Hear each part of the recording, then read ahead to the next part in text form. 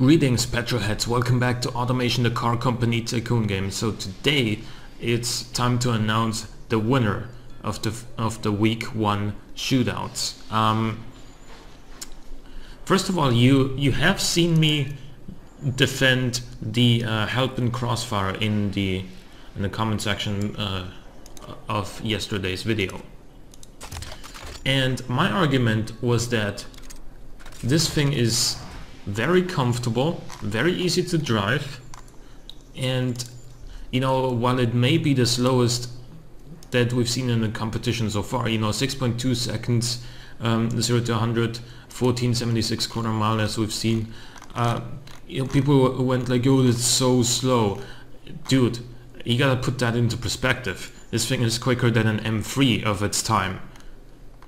And with that, you know, it's also really drivable, it's very comfortable, and with the 35k budget that I set, this is 10 grand below that. So you could have this car, which is quicker than an M3, very easy to drive, very comfortable, plus a daily driver like a Golf or something for the 35 grand budget. And that is a deal that I think it would take a really special car in order to beat that prospect. The Rondini 346 is that car, and it wins the week 1's shootouts. In short, this car is pretty much the best of all the Italian car makers combined into one. So we have Alfa Romeo styling, we have Ferrari nomenclature with the 346, you know, 3.4 liter 6 cylinders. I noticed that, even though I didn't point it out in the review video. And yeah, that's how Ferrari named their cars as well, or a lot of their cars anyway. So Alfa Romeo looks, Ferrari nomenclature, it's got the comfort and luxury of a Maserati, it's got Fiat sort of running costs, and it's got the performance of a good Lancia. Because as we all know, I mean, today Lancias are kind of a joke, let's be honest, like today's Lancias, but you know, in the 80s when you had the Delta Integrale, a couple of years earlier you had Stratos, you know, those were amazing cars, and in the late 80s, early 90s, I think you also had the Lancia Thema, which was also quite a beast, and this car combines all of that into one. So that, in short, is why I think it won the shootouts. It is the car, it is the best car, basically, or at least according to the votes, it is the best car of all of week 1. So I'm gonna be excited to see the cars in week 2, and I have another announcement to make today. So you can already prepare yourselves for another community challenge. It's gonna be the ALTC, the Automation Luxury Truck Challenge. So basically, I'm gonna go over the rules real quick in a second. The idea is basically to make a truck that is prestigious, luxurious, has a nice torquey engine in there, and it's not a working truck, is what I'm getting at. So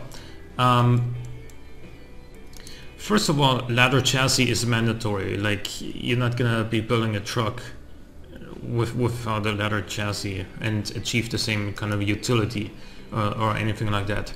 And actually, let's go for it this way. Materials, you can use any kind of steel for both the chassis and the panels. So no aluminum, no fiberglass, obviously no carbon fiber. Then drivetrain wise, you can use rear-wheel drive or longitudinal 4x4.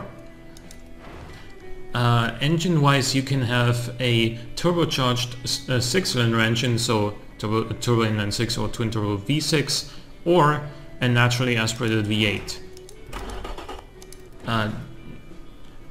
I-beam titanium conrods and lightweight forged pistons are forbidden, and so is direct injection. The reason for that is for I-beam titanium conrods and lightweight forged pistons don't really make sense in a truck.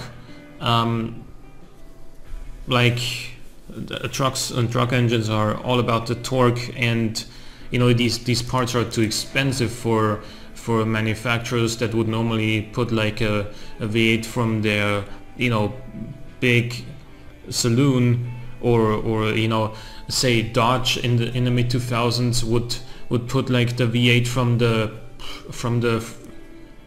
while Chrysler would put the V8 from the 300C SRT8 into a truck, into a Dodge Ram. I think they even did that, if I'm not horribly wrong. Definitely they did put the Viper V10 into a Dodge Ram and created the SRT10, but we have no V10s in the game, and V12s are a little overkill. But in any case, like, these components are banned for that reason, so that you can put a somewhat ordinary V8 into that truck and not have to add any fancy components to it. Direct injection is banned because in 2005 it wasn't really standard yet for a lot of cars, and certainly not on trucks if they weren't diesels. Like, you see a lot of cars today that are still using multi-point EFI, and trucks haven't really had the best reputation of being ahead of their time when it comes to these techs, and as a result, yeah, you would see like older components, or at least less advanced components, but they would last longer as a result, because the sort of components that you've been using for decades, they're going to be working, and it's going to make them more reliable in that sense. Also, of course, race intakes are banned, race exhaust headers are banned, and then we get to the drivetrain.